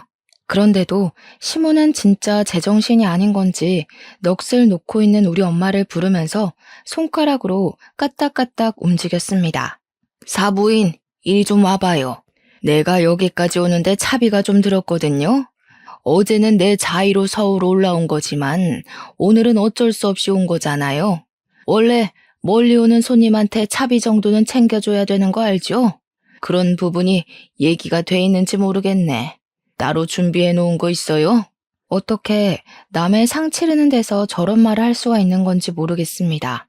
남이라도 이렇게까지 예의 없이 행동하는 사람이 몇 있을까요? 심지어 저희는 완전 남도 아니고 얼굴 몇 번 본 사이인 한 식구거든요. 주변 사람들이 시모 행동에 조용히 경악하면서 시선을 한데 모았는데요. 자기만 뭐가 잘못된 건지 모르던 시모가 이제 주변 사람들한테까지 시비를 걸더라고요. 뭘 그런 눈으로 쳐다봐요? 내가 뭐 틀린 말 했어요? 다들 좀 솔직해집시다. 시간 내서 와주고 부조금도 내는데 먼 곳에서 오신 분들 차비 정도는 여기서 해줘야 되는 거잖아요. 더는 참을 수가 없었습니다. 저는 참지 못하고 시모에게 버럭 언성 높이며 다가갔어요. 이봐요 어머님, 지금 그게 사람이 할 소리예요? 돈 아까우면 오지 말지 그랬어요. 그리고 우리 엄마한테 동생 부르듯 그렇게 행동하지 마시죠. 누가 사돈 되는 사람을 그런 식으로 대해요? 개념만 없는 줄 알았는데 예의까지도 없으세요? 뭐? 아니 이년이 어디서 쌍심지를 켜? 너 정신 나갔니? 시애미를 얼마나 물러봤으면 사람들을 보는 앞에서 어른한테 목청을 높여. 지혜비 죽더니 간땡이가 부었나? 이젠 고인까지 모욕을 하는 시모 태도에 저는 화가 나서 시모 멱살까지 잡고 부들부들 떨었어요. 표독스럽게 노려보는 얼굴을 제 두 손으로 다 뭉개버리고 싶을 만큼 분노했습니다. 간땡이는 그쪽이 부었겠지. 그러니까 지금 상황이 어떤 줄도 모르고 간이 배 밖으로 나온 짓을 하는 거 아니겠어? 내가 살다 이렇게 무례하고 생각 없는 사람 처음 본다. 당신이 아무리 허풍 부려봤자 우리 집안 발밑도 못 따라올 형편이야. 시어머니 대우는 뭐 개나 소나 받는 줄 아나 봐? 분수도 모르고 욕심만 가득한 이 아줌마야. 시모는 제 말대꾸에 덤벼들지 못했어요. 제가 반말을 한다는 것 자체만으로 얼굴이 시뻘개질 만큼 화나서는 결국 손으로 해결하셨습니다. 제 뺨을 내리친 거죠. 그것에 사람들도 다 놀라서 저희를 말리기 시작했고 엄마가 뒤늦게 허겁지겁 달려와 제 앞을 막아섰습니다. 남편이 시모를 저지시키면서 시모를 밖으로 밀어내려고 했어요. 그때 엄마가 서름에 복받쳐서 시모를 향해 큰 소리를 쳤습니다. 불쌍해서 도와줬더니 은혜도 모르고 감히 내 딸을 쳐요? 꼴도 보기 싫으니까 다시 부산으로 꺼지세요. 거지 같은 년 얼굴 마주보는 거 저도 끔찍합니다. 다시 한 번 더 우리 딸 앞에 얼굴 비추면 그 눈깔 다 파버릴 거야. 엄마가 우라통이 치밀어 말 가리지 않고 소리치자 시모는 그게 그리 자존심이 상했는지 남편을 뿌리치고는 신발장 쪽에 서서 우리 엄마한테 삿대질을 하기 시작했어요. 뭐라고요? 내 딸이 고생해가면서 기꺼이 찾아왔더니 뭐? 심부만 고약해가지고 죽은 남편이 참으로 자랑스러워하겠네요. 네 남편은 너 때문에 지옥 갈 거다. 정말 정신 나간 사람인 줄 알았습니다. 결국 사람들의 원성 때문에 시모는 더 말하지 못하고 시부랑 남편에게 끌려나갔어요. 시부모님은 아빠에게 인사드리지 못하고 부산으로 돌아간 듯 했습니다. 우리 아빠가 고작 저런 사람들을 위해 선심을 써줬다는 것이 너무 비통했고 저런 사람들을 돕기 위해서 부모님께 의논을 했던 제 자신도 원망스러웠어요. 시부모님을 겨우 보내주고 돌아온 남편이 뒤늦게 우리 엄마한테 찾아가서 고개 숙이고 사과를 했습니다. 그러자 엄마는 화가 나서 남편의 귀싸대기를 바로 날려버렸어요. 왜 내 딸이 맞아야 돼? 자네가 자네 부모 하나 간수 못하고 이리저리 휘둘렸으니까 자네 엄마가 내 딸을 이렇게 함부로 대한 거 아닌가? 내가 자네한테 내 딸 보내줄 때 심정이 어땠는데 이런 식으로밖에 못할 줄 알았으면 이 결혼시키지도 않았어. 자네 집안 때문에 우리 집이 하루가 멀다 하고 괴로웠다고. 엄마는 사위에게 최대한 예의를 갖추며 참고 있던 감정마저도 모두 포기하고 남편에게 서러웠던 지난 시간들을 퍼부어댔습니다. 한이 서렸다고 느껴질 만큼 엄마의 울부짖음은 주변 사람들까지 가슴 아프게 만들었어요.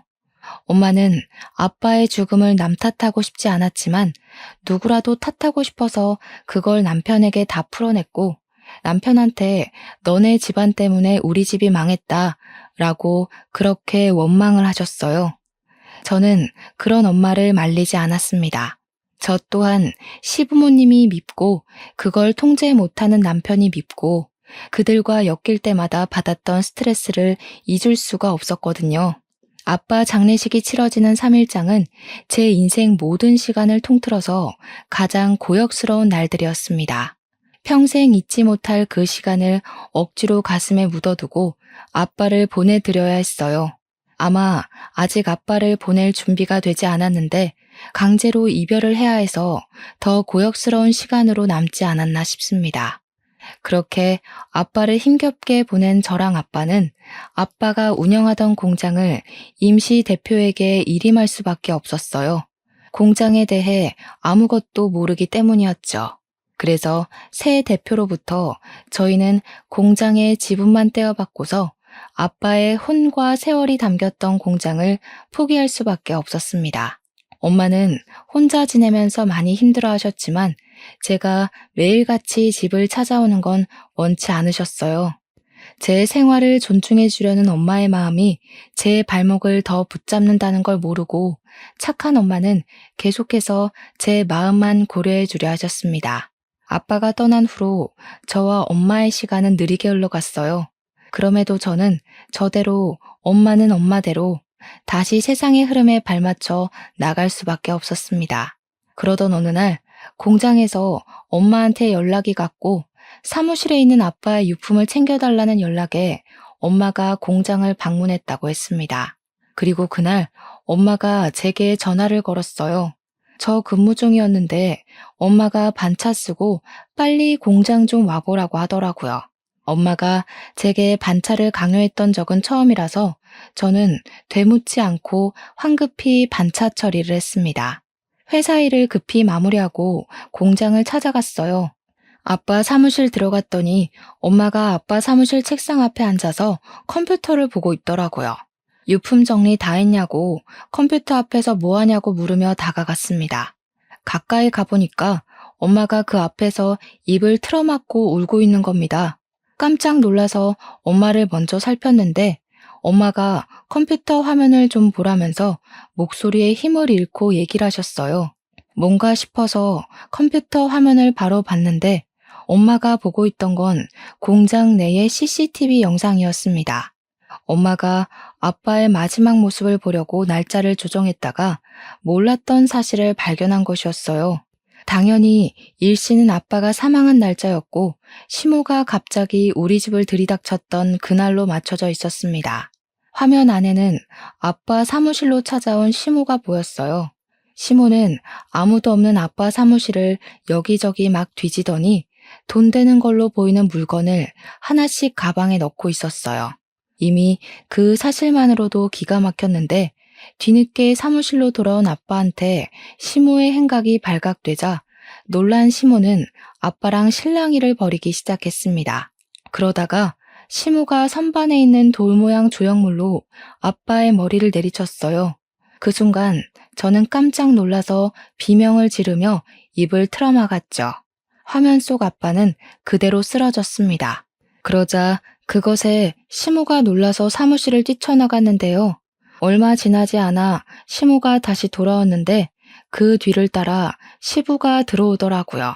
그리곤 시부모님 둘이서 쓰러진 아빠를 살피더니 시부가 일어나서 바깥의 망을 잠깐 보는 겁니다. 사람이 의식을 잃었으면 빨리 119 신고를 해야 되잖아요. 근데 시부는 그대로 사무실 문을 닫더니 사무실 문을 잠그기까지 했어요. 안절부절 못하는 시부에게 조용히 하라는 손짓을 하다가 시부가 자기 양말을 벗어서 아빠 얼굴에 흐르는 피를 급히 닦기 시작했습니다. 한참을 그렇게 움직이다가 아빠를 끌어서 소파에 뉘었어요. 마치 사람이 자는 것처럼 보이도록 자세를 고쳐주었죠. 그러고는 둘 다 사무실 밖으로 도망을 쳤습니다. 너무 충격적인 장면이라서 저도 엄마처럼 입을 틀어막고 울었어요. 다리에 힘이 풀려 주저앉고 말았고 아빠 생각이 다시 치밀어 올라서 괴로웠습니다. 아빠가 어떻게 추락사고가 일어난 건진 모르겠지만 원인 제공을 한 사람이 시부모님이라고 봤기 때문에 바로 112 신고를 했어요. 시부모님을 고소할 작정으로 신고를 한 거였고 CCTV 영상을 증거로 제출했습니다. 남편한테는 말해줄 여력이 없어서 못했어요. 나중에 남편 퇴근하고 집에 오면 그때 말해줄 생각이었습니다. 그리고 저는 이미 이혼을 마음먹은 상태였죠. 제가 남편과 이혼하지 않는 이상 시부모님과 가늘게라도 인연이 묶여 있어야 한다는 건데 그 사람들을 볼 때마다 떠오를 아빠 모습 때문에 일상을 살기 힘들 것 같았거든요. 어떻게 볼 때마다 죽이고 싶은 사람과 한 울타리 안에서 가족을 하고 살겠습니까? 이미 아빠 장례식도 시가에 많이 실망한걸요. 남편은 그것 때문에 제가 이혼하자고 할까봐 그 뒤로 거의 매일을 죄인처럼 살고 제게 빌었었어요. 시부모님 잘못인데 남편이 그렇게 저한테 빌 때마다 한편으론 안쓰럽기도 했습니다. 부모 잘못 만난 죄로 남편은 평생 가시방석처럼 살게 된 셈이잖아요. 그런 남편이 안쓰러워서 이혼을 고심하긴 했었지만 CCTV 영상에서의 시부모님 행동은 남편이 앞을 기면서 붙잡아도 넘어가 줄 수 없는 문제라고 생각했어요. 그래서 이혼 합의서도 미리 준비했고 그렇게 남편이 퇴근하기만을 기다렸죠. 그런데 남편이 귀가하기도 전에 제게 청천벽력 같은 소식이 하나 더 들려왔습니다. 제게 연락이 온 건 다름 아닌 경찰이었어요. 경찰 쪽에서 말을 해주길 저희 아빠의 사고가 시부모님의 짓만이 아니었다고 말하더라고요. 그러면서 경찰이 제게 남편이 뭐 하는 사람이냐고 묻는 겁니다. 그 순간 왠지 모를 쎄한 기분이 느껴졌어요. 설마 하는 마음으로 내 남편은 일반 회사원이라고 말했더니 경찰이 제게 웬 녹취록 파일을 보내줬습니다. 그리곤 남편이 현재 어디 있는지 아냐고 물었어요. 아직 파일은 보지 못했지만 남편에게 제가 모르는 비밀이 있다는 걸 직감했습니다. 남편은 근무 중이라고 전해줬고 경찰과 전화를 끊은 뒤에 저는 녹취록 파일을 재생해봤어요. 장인어른, 공장 저 물려주세요. 장인어른 집안에 아들 없잖아요. 제가 대신 아들 노릇하면서 공장 더 크게 키워보겠습니다. 그 얘기는 진작에 안 된다고 하지 않았나? 됐네. 이미 부대표 있고 또 나는 이 공장을 크게 키울 생각이 없어. 진짜 세상 물정 모르시는 거예요. 장인어른 공장 여기서 더 키우면 웬만한 재벌처럼 성장할 수 있다고요. 언젠가는 누구 물려줘야 할 텐데 남 주는 것보단 식구가 이어받는 게 낫지 않아요? 계속 했던 말 또 하게 하네. 자꾸 이러면 나 정연이한테 얘기할 수밖에 없어. 자네랑 정연이 사이 괜히 문제 안 만들고 싶어서 참아주는 거야. 그만 선 좀 지키지 그래. 나도 점점 참기가 힘들어지는데. 딸 걱정은 그렇게 하는 게 아니에요. 저희가 월급만 받아서 언제 돈 모으고 애 키우고 하겠어요. 장인어른, 딸을 위해서라도 공장 저 주셔야 된다고요. 공장 주는 게 싫으시면 그 공장 팔고 저랑 다른 사업 시작해 보시는 건 어때요? 경찰이 보내준 파일은 남편과 아빠의 통화 내용이었습니다. 남편이 아빠랑 이렇게 많은 통화를 하고 지냈다는 걸 전혀 몰랐어요. 파일 일자들을 보니까 남편이 저희 아빠에게 주기적으로 전화를 한 것 같더라고요. 그리고 전화의 모든 녹취 내용에는 공장 재산 얘기가 빠지지 않았습니다. 순서대로 들어보면 아빠는 처음부터 남편의 제안을 단호하게 거절했고 남편은 날이 갈수록 예민해지고 버릇없는 말투를 만들어갔어요. 이것만으로 이미 충격인데 경찰이 제게 녹취뿐만 아니라 어떤 영상까지 보내놨더라고요. 이미 심장은 뛸 수 있을 만큼 최대치로 뛰기 시작해서 영상을 누르는 손가락을 망설이게 되었습니다. 그래도 확인했죠. 남편이 시부모님과 다를 바 없는 사람이라는 걸 녹취 파일로 알았더라도 영상은 봐야 했어요. 그 영상은 제가 지난날에 엄마랑 같이 봤던 CCTV 영상이었습니다.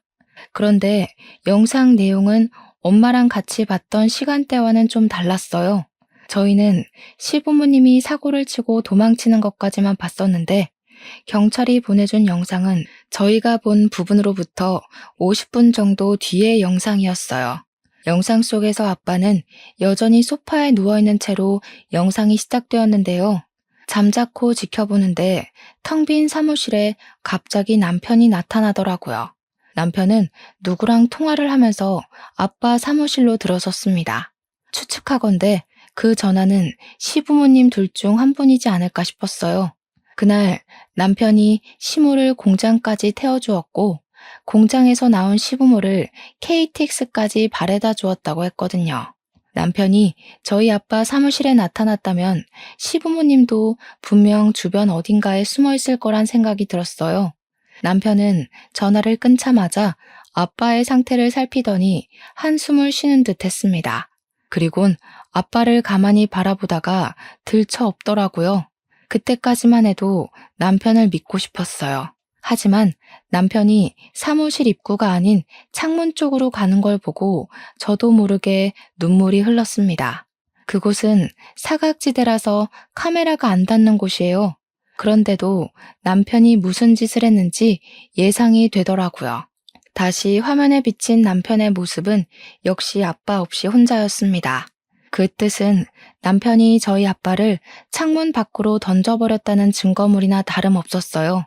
중간에 예상을 했음에도 남편 홀로 사무실을 빠져나가는 모습에 너무 놀란 저는 주저앉아 버렸습니다. 엄마한테는 알리고 싶지 않았는데 경찰이 엄마한테 먼저 연락하고 저한테 연락한 거더라고요. 제가 엄마를 찾아갔을 때 엄마는 역시나 방구석에서 오열을 하고 있었고 저는 그런 엄마를 부둥켜 안으면서 한참을 같이 울었어요. 그리고 엄마한테 사과했어요. 형편없는 사람이랑 엮어서 엄마한테 소중한 아빠를 잃게 만들었다고. 너무 죄송하다고 용서를 구했습니다. 엄마는 제 용서에 대답도 못하고 하염없이 울기만 했어요. 더 이상은 그 사람들로부터 고통받고 싶지 않아서 돈을 좀 써서 유능한 변호사를 구했습니다. 빨리 구속 처리 부탁한다고 최고 형량으로 때려달라고 경찰이랑 변호사에게 사정을 했죠. 경찰은 당연히 시부모님뿐만 아니라 남편까지 연행을 하였어요. 남편이 구치소로 옮겨지기 전 저는 미리 그곳을 찾아가 남편을 기다렸습니다. 남편과 마주치자 머리부터 발끝까지 소름이 돋았어요. 아빠 수술실 앞에서 아빠 장례식에서 누구보다 저랑 엄마에게 위로가 되어주고 곁을 지켜줬던 사람이 사실은 우리 아빠를 돌아올 수 없는 곳으로 보내버린 장본인이었다는 것이 끔찍하게 소름이었습니다. 우리 아빠를 자기 손으로 보내놓고 우리 아빠 입관식 때 같이 울었다는 것이 미치게 혐오스러웠어요. 그런데 여기서 저를 더 절망하게 만든 사정이 하나 더 있어요. 아무래도 제가 이 사람들을 저희 집으로 끌어들인 것이 지나치게 큰 죄였던 거겠죠. 이맘때쯤에 알게 되었습니다. 제가 임신을 하게 되었다는 것을요. 증오한 집안의 핏줄을 갖게 된 것이 마치 발목 잡힌 기분이라서 괴로웠지만 한편으로는 아무 죄 없는 제 자식에게 미안하기도 해서 혼란스러웠습니다. 제게 이런 복잡한 심경을 안겨준 남편이 더 싫어졌어요. 저는 남편한테 달려가 사정없이 주먹을 날려버렸습니다. 귀싸대기로는 분이 안 풀릴 것 같아서 강냉이 하나 정도는 털어버리고 싶었어요. 하지만 여자 손으로 뭘 얼마나 힘을 줄 수 있었겠습니까? 남편 입술을 터뜨릴 수 있었어도 이빨까지는 날리지 못했네요. 저는 아무 말도 안 하고 고개만 숙이고 있는 남편을 향해서 마지막 작별 인사를 해줬어요. 나는 평생 너 같은 쓰레기를 못 잊고 살 거야. 그러니까 너도 절대 네가 저지른 죄 잊지 말고 평생 살인자로 살아. 출세할 생각은 꿈도 꾸지 마. 내 목숨 걸고 네가 다시는 하늘 못 보게 살게 만들 거야. 설령 네가 기적처럼 출소한다고 해도 감빵 인생보다 더 숨막히게 만들어줄 거니까 각오해. 남편은 제게 끝까지 아무 말도 하지 못했고 더러운 눈물만 보인 뒤 경찰에게 끌려갔어요. 저는 끝까지 남편에게 아이의 존재를 밝히지 않았습니다. 그 집안과 무엇 하나 걸쳐놓고 싶은 것 없이 정리하고 싶었거든요. 양육비 필요 없습니다. 양육비 때문에 애한테 살인자 아빠가 있다는 걸 알게 하고 싶지 않았어요. 평생 그 집안 사람들이 우리 아이에 대한 존재를 모르게 하고 살 겁니다. 그렇게 시가 사람들 셋은 징역을 살게 되었습니다. 시부모님 둘은 상해치상죄로, 남편은 살인죄로 구속되었어요. 시부모님은 살인까진 아니어서 몇 년 살다가 다시 나오겠죠. 그때 돼서 뭘 하겠습니까? 이미 늙어서 들어간 몸, 출소해봤자 더 늙어 나와서는 돈도 없이 노숙자 신세로 전전해야 할 텐데, 제발 그들이 마지막으로 눈을 감을 때 우리 아빠보다 더 쓸쓸하고 비참하게 죽어버리길 바랄 뿐입니다. 저는 신혼집을 정리하자마자 엄마랑 같이 이사 준비를 했어요. 남편으로부터 받은 위자료와 아빠의 사망보험금, 아빠의 공장 지분 등 엄청난 부를 가지고 지방에 가기로 했습니다. 아빠가 살아계실 때 엄마한테 그런 말을 했었대요. 돈 벌 만큼 벌어서 일에서 손 떼고 경치 좋은 곳으로 가 노후를 즐기자고요. 엄마는 아빠가 늘 곁에 함께 한다고 생각을 해서 그 약속 또한 지키고 싶대요. 저도 안 좋은 추억이 깃들어버린 서울에 머물고 싶지 않아서 과감하게 이직을 택했습니다. 저희는 제주도로 이사를 가요. 그동안은 짐을 싸놓을 정신이 없었어요. 오늘 이렇게 사연을 쓰게 된 건 친정집에서의 마지막 하룻밤이기도 했고 컴퓨터 앞에 길게 앉아 있을 수 있는 시간이 지금밖에 안 될 것 같아서 올려봅니다. 제주도에서 살게 되면 아빠가 한 번쯤은 엄마랑 제 곁에 머물다 가는 날이 있겠죠? 불쌍하게 떠난 우리 아빠. 저 결혼할 때 잘 키워놓은 딸 보낸다고 아쉬워서 몰래 울던 우리 아빠. 아빠가 너무 보고 싶네요. 아빠 얼굴 잊지 않도록 하루에 한 번씩 사진을 꼭 보면서 기억해야겠어요. 혹시라도 아빠가 제 꿈에 나타나 인사를 해준다면 그때를 놓치지 않고 꼭 용서를 빌어야겠다고 마음먹고도 있어요. 저는 여전히 황망하게 떠난 아빠의 사고가 제 탓이라고 생각하고 있고 죽을 때까지 이 죄책감을 놓지 못할 것 같아요. 죄책감을 놓는 것도 아빠에게 죄를 짓는 것 같아서 이러지도 저러지도 못하겠네요. 그래도 제가 기운을 차려야 엄마 마음을 다독여줄 수 있고 저 또한 한 아이의 엄마로서 우리 아이에게 새로운 세상을 만들어줄 수 있지 않겠습니까? 이 아픔 잘 극복해서 다시 건강한 일상을 찾을 수 있도록 노력하겠습니다. 제 사연 들어주셔서 감사하고 항상 건강하셨으면 좋겠어요.